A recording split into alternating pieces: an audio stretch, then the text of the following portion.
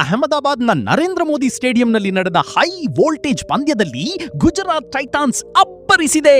ಹೌದು ಸ್ನೇಹಿತರೆ, ಶುಕ್ರವಾರ ನಡೆದ ಪಂದ್ಯದಲ್ಲಿ ಕೆಕೆಆರ್ ತಂಡವನ್ನು 5 ವಿಕೆಟ್ಗಳಿಂದ ಮಣಿಸಿದ ಜಿಟಿ ಅಕ್ಷರಶಃ ಧೂಳೆಬ್ಬಿಸಿದೆ. ಇನ್ನು ಪಂದ್ಯದ ಕಥೆ ನೋಡುವುದಾದರೆ, ಮೊದಲು ಬ್ಯಾಟ್ ಮಾಡಿದ ಕೆಕೆಆರ್ 180 ರನ್ ಗಳಿಸಿ ಆಲ್ ಔಟ್ ಆಯಿತು. ಕ್ಯಾಮರೂನ್ ಗ್ರೀನ್ ಆಕರ್ಷಕ 79 ರನ್ ಸಿಡಿಸಿ ಮಿಂಚಿದರೂ ಉಳಿದವರಿಂದ ಸಾಥ್ ಸಿಗಲಿಲ್ಲ. ಈ ಗುರಿಯನ್ನು ಬೆನ್ನಟ್ಟಿದ ಗುಜರಾತ್ ಟೈಟಾನ್ಸ್ ನಾಯಕ ಶುಭ್ಮನ್ ಗಿಲ್ ಅವರ ಅಬ್ಬರದ 86 ರನ್ಗಳ ನೆರವಿನಿಂದ 19.4 ಓವರ್ಗಳಲ್ಲಿ ಜಯಭೇರಿ ಬಾರಿಸಿತು. ಇನ್ನು ಸತತ 5ನೇ ಸೋಲಿನ ನಂತರ ಕೆಕೆಆರ್ ನಾಯಕ ಅಜಿಂಕ್ಯ ರಹಾನೆ ಬೇಸರ ವ್ಯಕ್ತಪಡಿಸಿದ್ದಾರೆ. ಸೋಲಿಗೆ ಯಾರನ್ನೂ ಹೊಣೆ ಮಾಡದ ರಹಾನೆ ಮೈದಾನದಲ್ಲಿದ್ದ ಇಬ್ಬನಿ ಮತ್ತು ಗ್ರೀನ್ ಅವರಿಗೆ ಕಾಡಿದ ಕ್ರ್ಯಾಂಪ್ ಸಮಸ್ಯೆಯೇ ನಮಗೆ ಮುಳುವಾಯಿತು ಅಂದಿದ್ದಾರೆ.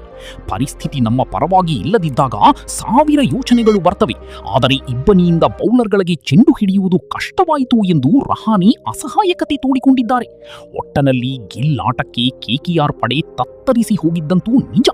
ಸ್ನೇಹಿತರೆ, ನಿಮ್ಮ ಪ್ರಕಾರ ಕೆಕೆಆರ್ ಸೋಲಿಗೆ ಯಾರು ಕಾರಣ ಅಂತ ಕಮೆಂಟ್ ಮಾಡಿ. ಧನ್ಯವಾದಗಳು.